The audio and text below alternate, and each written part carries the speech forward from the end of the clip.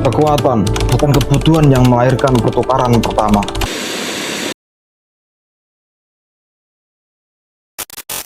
Sejak kecil kita diajari dongeng bahwa manusia saling menukar barang karena kekurangan, karena lapar, karena haus, karena butuh bertahan hidup. Kedengarannya manis, tapi seperti cerita untuk anak-anak, tapi itu ilusi. Kenyataannya, perdagangan pertama bukan lahir dari kesulitan, tapi dari siapa yang berkuasa, kelompok yang punya surplus, memegang kendali, dan kelompok lain cuma bisa tunduk. Itu bukan saling bantu, itu dominasi yang dibungkus kata-kata kerjasama.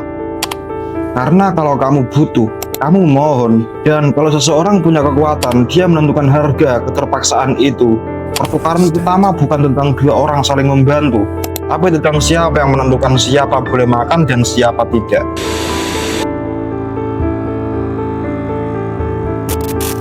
Sebelum ada timbangan, sebelum ada koin, sebelum ada harga, yang ada hanya otot, suku, ancaman. Kamu tidak mendapatkan gandum karena kamu membutuhkannya, kamu mendapatkannya karena seseorang yang lebih kuat mengizinkanmu. Dan kalau tidak, kamu mati. Sesederhana itu. Perdagangan di masa awal itu bukan transaksi, itu negosiasi di bawah bayang-bayang tombak. Kamu tidak datang untuk berunding, kamu datang karena kalau menolak, kamu bisa hilang dari dunia.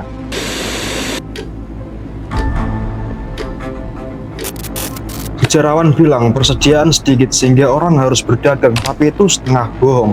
Kelangkaan di masa awal lebih sering diciptakan daripada terjadi alami. Kelompok kuat menyimpan hasil panen, menyembunyikan sumber makanan, membuat seolah-olah dunia sedang krisis. Karena orang lapar tidak bisa tawar-menawar, mereka hanya bisa meminta belas kasihan. Dan orang yang memegang cadangan makanan bisa menguliti mereka sampai habis. Para pedagang awal itu bukan inovator, mereka manipulatif. Mereka tidak menunggu kelangkaan data, mereka merekayasa kelangkaan untuk mendapatkan kekuasaan.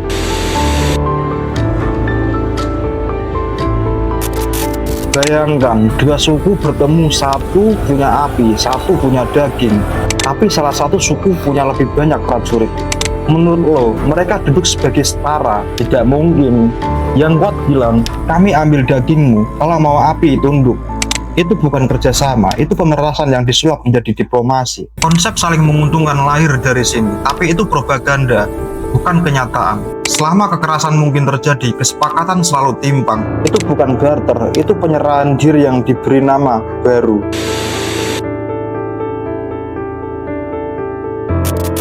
Kelompok berkuasa tidak menunggu bencana, mereka menciptakannya, membakar ladang, meracuni sumber air, menyerang desa lalu bilang itu bantuan. Mereka tidak berdagang, mereka menjalankan perang ekonomi sebelum istilah itu ada, dan korban-korbannya dipaksa mengucap terima kasih. Rasa syukur dipaksa, kepatuhan dinormalisasi, eksploitasi dijadikan tradisi. Itu bukan evolusi ekonomi, itu teater kekuasaan.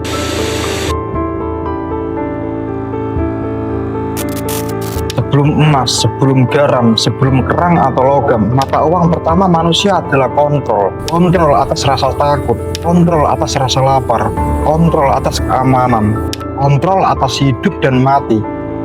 Orang yang memegang pisau tidak perlu uang, dia hanya butuh kita patuh, dan kita patuh karena tanpa hukum. Satu-satunya hukum adalah dominasi, dan kalau lo pikir semua itu sudah hilang, enggak, itu cuma berganti pakaian. Dulu namanya suku kuat, sekarang namanya kerajaan, perusahaan, dan bank. Mesinnya tetap sama, kuasai suplai, kendalikan akses, tentukan harga.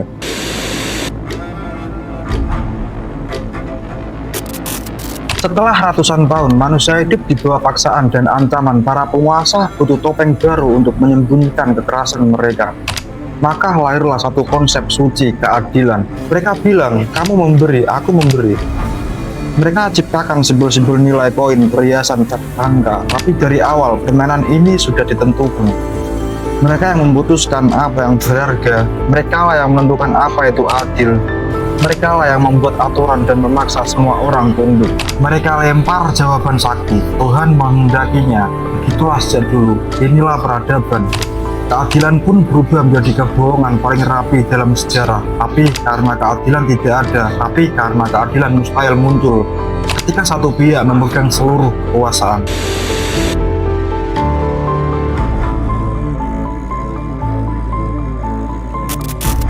Setiap transaksi itu sebenarnya duel. Bedanya, pedagangnya diganti senyum.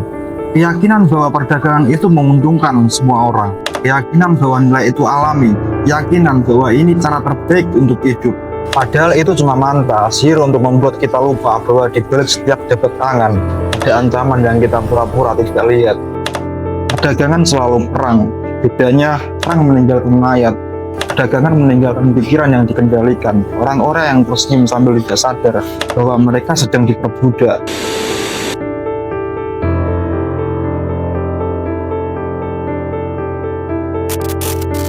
Kata mereka, barter itu akar budaya. Kata mereka, pertukaran itu bukti kita manusia. Tidak yang membuat kita patuh, bukan perdagangan, tapi ketakutan. Yang kita tukarkan pertama kali bukan barang, tapi harga diri. Kita menyerahkan kebebasan demi perlindungan. Kita mengorbankan pilihan demi akses. Kita menerima penindasan sebagai harga hidup. Dan ketika kita sudah terbiasa bergantung, kita berhenti melawan. Dari sinilah lahir kerajaan sistem kasta, dari struktur kekuasaan yang nggak pernah benar-benar hilang.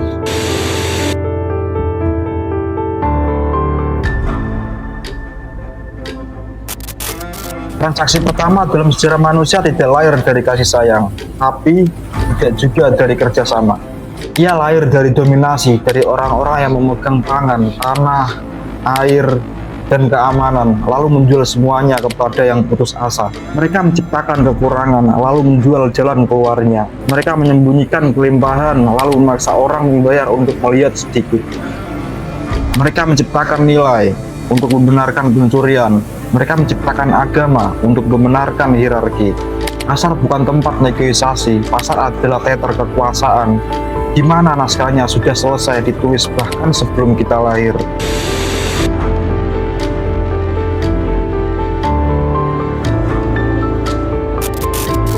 Lupakan doyang soal barter, ayam dan gandum, itu fantasi. Dagang pertama adalah panglima perang yang menyamar sebagai pedagang.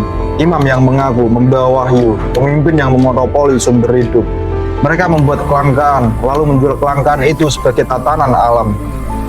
Mereka memonopoli alat, tanah, keamanan, dan bahkan dewa. Lalu mereka berkata, mari berdagang. Padahal yang terjadi bukan perdagangan, itu penyerahan diri.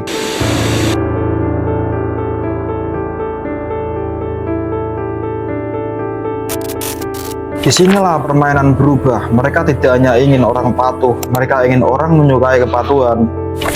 Maka mereka ciptakan keinginan palsu, ambisi buatan, standar kebahagiaan berdasarkan kepemilikan. Mereka mengajari kita bahwa nilai diri ditentukan oleh apa yang kita miliki, bukan siapa kita sebenarnya. Keinginan dipabrikasi, keserakahan dilembagakan, pertukaran menjadi candu. Mereka tidak hanya menang, mereka membuat manusia bangga kalah.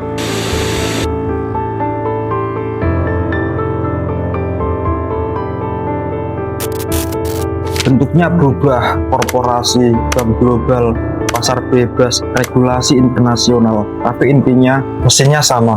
Lord, sumber daya, kendalikan akses, ciptakan kebutuhan, jual solusi. Salahkan mereka yang tidak mampu dan akhirnya jual harapan dengan harga yang tertentu. Ini bukan evolusi dari barter, ini penyempurnaan dari penindasan. Lebih modern, lebih cerdas, lebih rapi, tapi tetap sama mematikannya.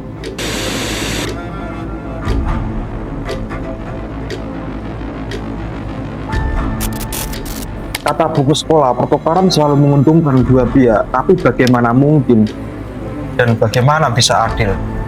Kalau satu pihak lapar dan pihak lain menentukan harga, bagaimana bisa setara? Kalau yang satu punya tanah, pangan, dan alat, sementara yang lain hanya punya kebutuhan.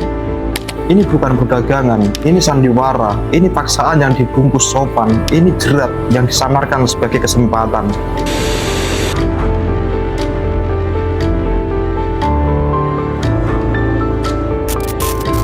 Perdagangan tidak datang dari perdamaian, perdagangan datang dari keinginan untuk menguasai.